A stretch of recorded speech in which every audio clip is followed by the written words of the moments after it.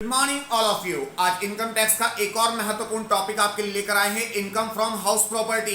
इस छोटे से वीडियो लेक्चर में आपको ग्रॉस एवी कैसे निकालना है, रिपेयर एंड मेंटेनेंस की कैलकुलेशन कैसे होगी, इंटरेस्ट कैसे चार्ज किया जाएगा, ये सभी बातें मैं आपको एक ही वीडियो में बताने वाला हूं। तो वीडियो के अंत तक हमारे साथ जुड़े रहें, हेडफोन ऑन कर लें और नोट्स बनाने शुरू करें। सबसे पहले सकल वार्षिक मूल्य की गणना कैसे की जाती है। किसी भी मकान के 4 तरह के मूल्य होते हैं, municipal value, fair value, standard value और एक्चुअल रेंट। अब सबसे पहले इनको समझ लेते हैं। म्युनिसिपल वैल्यू, किसी भी मकान का जो हाउस टैक्स है वो नगर पालिका द्वारा लगाया जाता है, तो इसी कारण से नगर पालिका द्वारा हर मकान का एक मूल्यांकन किया जाता है कि इस मकान की लगभग इतनी कीमत रही होगी और उस पर इतना टैक्स हम लगा सकते हैं, तो ये कहलाएगा आपका municipal value. Number 2, fair value. Fair value समाज द्वारा तय की जाती है, आप और हम डिसाइड करते हैं। किसी भी मकान, किसी भी प्रॉपर्टी को देखकर हम कहते हैं भैया इसकी कीमत तो ये होनी चाहिए, ये तो आपने बड़ा महंगा ले लिया, अरे तो इससे कम में मिल जाता। तो ये सब कौन तय कर रहा है सर? समाज तय कर रहा है, इसे हम कहेंगे फेयर वैल्यू। नंबर 3, मानक किराया या स्टैंडर्ड वैल्यू। स्टैंडर्ड वैल्यू हमारा न्यायालय तय करता है। अब भाई न्यायालय का क्या रोल है इसमें, अब आप समझिए। जब हम प्रॉपर्टी को खरीदने या बेचने जाते हैं तो उस पर स्टाम्प ड्यूटी लगती है और स्टाम्प ड्यूटी सर्कल रेट के हिसाब से लगाई जाती है, यानी कि नगर पालिका के साथ साथ न्यायालय भी एक मूल्यांकन करता है कि इस एरिया में मकान, जमीन या दुकान का क्या मूल्य होना चाहिए। Number 4, actual rent. Actual rent मकान मालिक और किराएदार आपस में मिलकर तय करते हैं कि भाई मकान का हम इतना किराया लेंगे। किराएदार कहता है अरे नहीं सर थोड़ा सही कर लीजिए और मैं इतना देने को तैयार हूँ, और जहां पे इनमें आपस में समझौता हो जाए वही उसका वास्तविक किराया कहलाता है। तो अब सवाल बनता है कि इन चारों मूल्यों में से टैक्स की कैलकुलेशन किस बिंदु पर की जाए। तो उसके लिए आपको चारों में कंपेयर करके सबसे पहले ग्रॉस एनुअल वैल्यू निकालनी होगी। अब ग्रॉस एनुअल वैल्यू कैसे निकाली जाती है, आइए वो जानते हैं। सबसे पहले म्युनिसिपल वैल्यू लिखिए और फेयर वैल्यू लिखिए, दोनों में जो भी ज्यादा है उसे एक जगह पर नोट कर लीजिए। दोबारा समझिए, म्युनिसिपल वैल्यू और फेयर वैल्यू दोनों में ज्यादा जो भी है उसे हमने एक स्थान पर लिख लिया। अब इस लिखी हुई धनराशि का मूल्यांकन कीजिए, तुलना कीजिए किसके साथ? स्टैंडर्ड वैल्यू यानी मानक किराए के साथ। अब मानक किराया और जो लिखी हुई वैल्यू है, इन दोनों में जो भी कम है उसे दूसरे स्थान पर लिख लीजिए। अब जो दूसरे स्थान पर आपने वैल्यू लिखी है इसका मूल्यांकन कीजिए एक्चुअल रेंट से।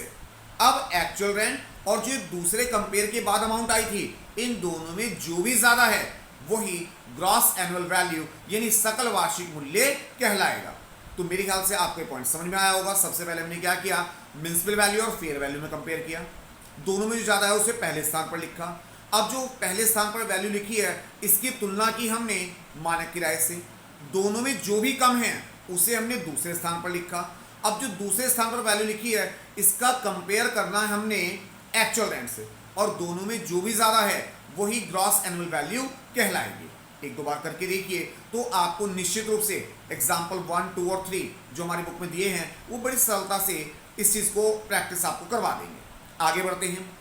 अब ग्रॉस एनुअल वैल्यू में से 3 चीजों को घटाया जा सकता है। नंबर 1, नगर पालिका का कर का भुगतान अगर मकान मालिक ने खुद किया है तो वह इसमें से लेस यानी माइनस कर दिया जाएगा। नंबर 2, अगर हमारा मकान खाली रहा है तो उसे भी सकल वार्षिक मूल्य में से घटाया जा सकता है। नंबर 3, अगर कोई ऐसा किराएदार है जो किराए पर मकान तो ले रखा है परंतु अभी तक उसने हमारा किराया का भुगतान नहीं करा है, तो ऐसा किराया जो अभी तक प्राप्त नहीं हुआ है, अगर उसने नियम 4 की शर्तों को पूरा करा है तो उस किराए को भी आप इसमें से घटा सकते हैं। यानी दोबारा समझिए, ग्रॉस एनुअल वैल्यू में से म्युनिसिपल टैक्स, मकान खाली रहा है वो, और जो किराया हमें नहीं मिला है उसे घटा दिया जाएगा। तीनों पॉइंट घटाने के बाद बचता है उसे हम कहते हैं एवी यानी वार्षिक मूल्य। वार्षिक मूल्य का 30% रिपेयर एंड मेंटेनेंस के नाम से आप माइनस करेंगे, क्योंकि अगर हम कोई मकान किराए पर देते हैं तो उसमें टूट फूट होती है, उसकी हमें रिपेयर करानी पड़ती है, तो एवी का 30% घटा दिया जाएगा एवी में से ही। मान लीजिए आप पे एवी 1 लाख आया है तो तो 1 लाख का 30% हो गया 30,000। तो 1 लाख में 30,000 पे माइनस करने के बाद जो बचेगा उसे ही हम क्या कहेंगे, इनकम फ्रॉम हाउस प्रॉपर्टी। अब इनकम फ्रॉम हाउस प्रॉपर्टी में से आप घटा सकती हैं ब्याज। अगर आपने मकान को बनाने या रिपेयर करने के लिए बैंक या किसी मान्यता प्राप्त संस्था से कोई ऋण प्राप्त किया है तो उस ब्याज की कटौती भी आपको प्राप्त हो सकती है। और अगर कोई ब्याज ऐसा है जो पिछले वर्षों में रह चुका है और आपने अब तक उसकी कटौती प्राप्त नहीं करी है तो उस ब्याज का 20% यानी 1/5 भी इस साल घटाया जा सकता है। तो इस तरह से आपने देखा कि ग्रॉस एनुअल वैल्यू में से हमने म्यूनिसिपल टैक्स, इसके अलावा मकान खाली रहा है या किराया नहीं मिला उसको माइनस किया तो हमारे पास एवी आया था। एवी में से हमने 30% और माइनस कर दिया था रिपेयर एंड मेंटेनेंस के नाम से। 30% घटाने के बाद जो बचा वो कहलाया इनकम फ्रॉम हाउस प्रॉपर्टी। और उसमें से भी अगर हमारे पास कोई लोन है जो हमने मकान को बनाने या सुधार करने के लिए इस्तेमाल किया था तो उसके ब्याज को घटाया जा सकता है। और अगर कोई पिछला ब्याज रुका है तो उसका भी 20% घटा दिया जाएगा। अब जो फाइनली हमारे पास आंसर बचा है वो कहलाएगा taxable income from house property. तो मुझे लगता है इस छोटे से वीडियो लेक्चर में मैंने हाउस प्रॉपर्टी के सभी महत्वपूर्ण बिंदुओं को आपको समझाने का प्रयास किया। आगे बढ़ते हैं। अगर मकान हमने रहने के लिए इस्तेमाल किया जा रहा है तो क्या उस पर भी टैक्स लगेगा?